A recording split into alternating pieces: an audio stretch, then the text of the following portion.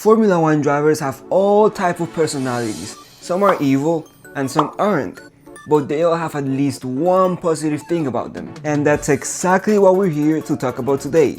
Formula 1 drivers as the 7 heavenly virtues. First of all, I'm sure you have all heard of the 7 deadly sins. You know, greed, pride, lust, envy, gluttony, wrath, and sloth.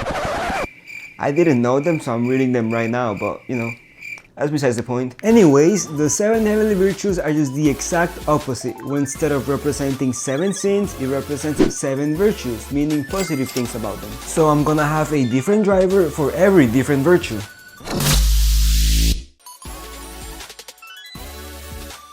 Charity is all about giving without expecting anything in return, and oh my god, this man right here might as well be running a non-profit organization. Sergio!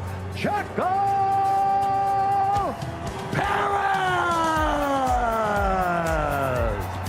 Huh? He's been donating pole positions, gifting podiums, and handing out Q1 exits like it's Christmas Eve every single weekend.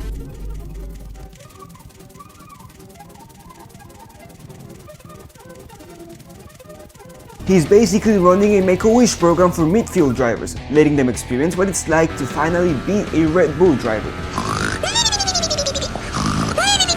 Bye, have a great time! And now, after months of underperformances, Checo has finally made the ultimate sacrifice, giving away his own seat. Truly selfless of him. Rumor has it, he's even considering a job as Red Bull's driver mentor.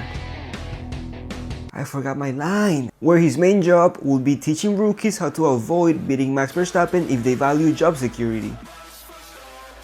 You probably got the gist of the video by now. I'm not actually saying anything good about anyone, I'm just making fun of them. I'm yapping, so like and sub for more.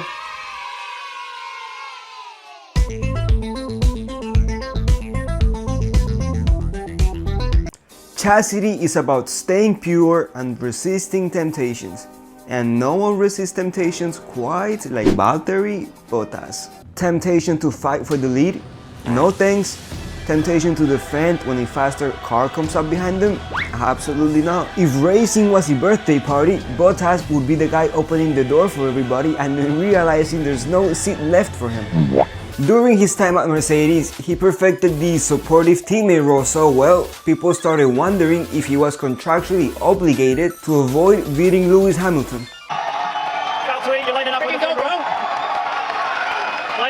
Now at Alfa Romeo, or Key Sauber, or whatever the fuck, he's taken his hands-off approach to an even higher level, spending more time taking care of his mullet than worrying about silly things like race pace.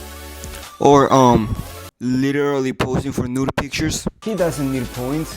He always resists the urge and then just chills in his sauna or something.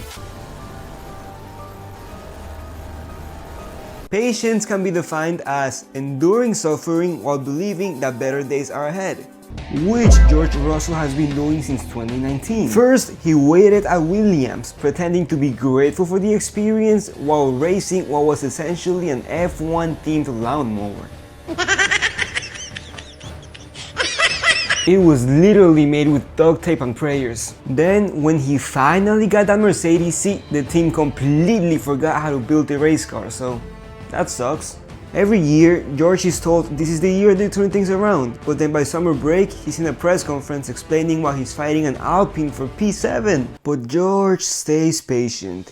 He tells himself that one day he won't be getting gaslit by his engineer the whole race to believe that PA is part of a bigger picture. Until then, he just waits, acts interested in team meetings, and rehearses his funny team radios to keep himself from losing his mind. Red flag! Red flag, you got Stroll. Red! I'm in the middle, red!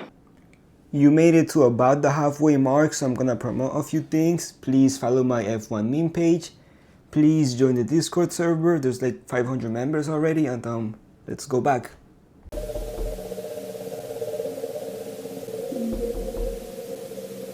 Kindness is about being the bigger person and not going crazy when everybody around you is sabotaging you. And Charles Leclerc is way too nice for Ferrari. Every single season, Ferrari finds a new creative way to ruin Charles' chance at the championship. and he has to smile through it all, cause it's Ferrari. Ferrari would win his race in a way that defies logic, but instead of going crazy, he just goes, nah, it's alright, we'll get him next time.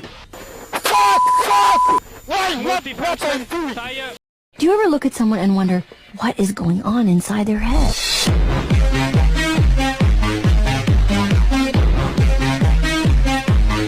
It's almost like he's trapped in a toxic relationship with a team who like forgets his birthday and then goes, we'll get it right eventually. He's too nice for the sport, like I'm not even making fun of him anymore, I just feel bad. Keep smiling through it all, Charles. You're gonna ruin your career, but you got it, buddy.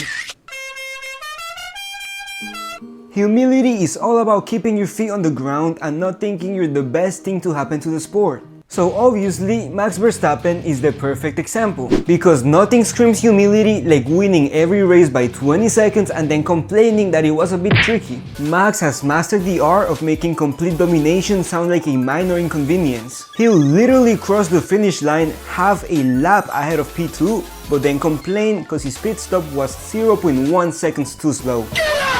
The craziest part, he doesn't even bother bragging about it. Watching Max race feels like watching those YouTube videos where they play F1 24 with 0% AI. There's no trash talk, there's no grand speeches, just a casual, simply lovely. You know what that is? Simply lovely. I tell you that.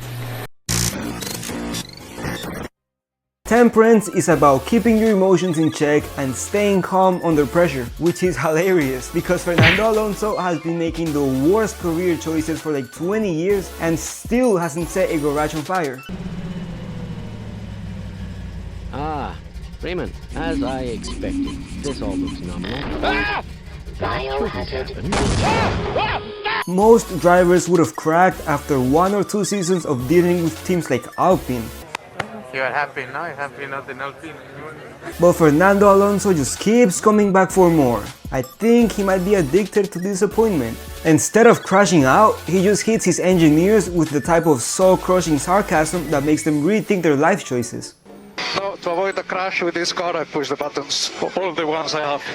His radio messages aren't just complaints, they are verbal assassination attempts. So anyways, no matter what you do to this guy, he always manages to control himself.